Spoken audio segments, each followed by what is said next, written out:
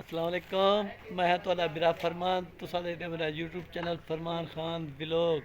अदा है कसरा भिरा है, रक्षा सारा नहीं चलेंदे, मजदूरी भी करेंदे ते ओह एक अपनी पूरी 15-10 साल दे विच पैसे कट्ठे कर ते एक छोटा जा मकान बनाना पे ते वही जवान आदे भी मैं कोई इतनी महंगाई वगैरह थी गई है ते मैं मकान भी नहीं बढ़दे।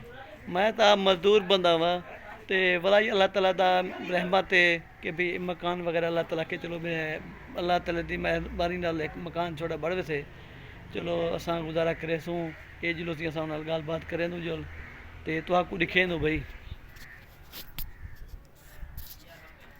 ये असी वो जवान गारा बड़ास ये गारा बड़ा कर जवान ये बंदा है वैसे जरा मजदूर भिरा है वैसे ये सारा दिन मजदूरी कर रक्षा चलाते कुछ पैसे 4 पैसे इकट्ठे किते थे छोटा जा गरीबों जा अपना घर बनेदा पे चलो बयान था ठिकाना शाम को जो बोल तू अपने घर ता वासू सही ते हुण एक गाल करें तुसी जवान नाल। अस्सलाम वालेकुम सही। वालेकुम सलाम से क्या हाल है? ठीक से खुश हो तकड़े तबियत से ठीक है? अल्लाह दा शुक्र। मैं कहती जवान दा गरीबां जा खर्चा थी ना पे ते परेशान था बैठे तू माशाल्लाह मुस्कुराहट है।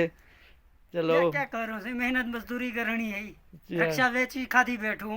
अच्छा अब हुन बे क्या करूं सिर तक कजणा ना सा सही सही काजी की दे से हुन अल्लाह माले के सही अल्लाह से रोजी दे से खमसू पीसू जी असल इंसान दा होंदा ठिकाना असल इंसान दा होंदा ठिकाना ये देखो जी मजदूर दी मजदूरी नहीं भर सकदा ते ही तम खुदा मजदूर बड़ा खड़े गारा भी चाहते उते मस्त्री कुड़े ना खड़े ते दू मजदूर खड़े ने तो हम मजदूर नाल भी गाल बात करें जुल तो जुलो सही गाइस एक गारा सी चाहती वेंदे वे ए मजदूर खड़े वे सी ते ए मिस्त्री साहब है वैसे ए वदे वैसे मिस्त्री साहब तो भी गा दिठे वैसे ए जमा चलो हम दर्द बंदा है कि गरीब गुजरे ना फरी मकसद वो छत वगैरह लिम ते देना पे जो कानी ने ना पे ये कौन मरे ना करे बुट्टा मारी करे आपदा ए कुसी आप जो मजदूरी नहीं मिलती तो बोला हे था गुआदा भी उस्ताद तू गिन ना गिन मेरे को तो गिना देवी उस्ताद कहना मैं मजदूरी गिनता ना ते को गिना देता और सी काम मुकम्मल थी गए ने ते हुन उस्ताद ते शिकायत ना पाते बहस जल्दी पी वे हुन देखो सी केरा दौर मैं तकदा सी तू कोई मजदूरी ना मिले क्यों जो मजदूर भी राजरा मकान बढ़वेंदा पे ते ए मजदूर दा सी गाल कहनू। अस्सलाम वालेकुम सही।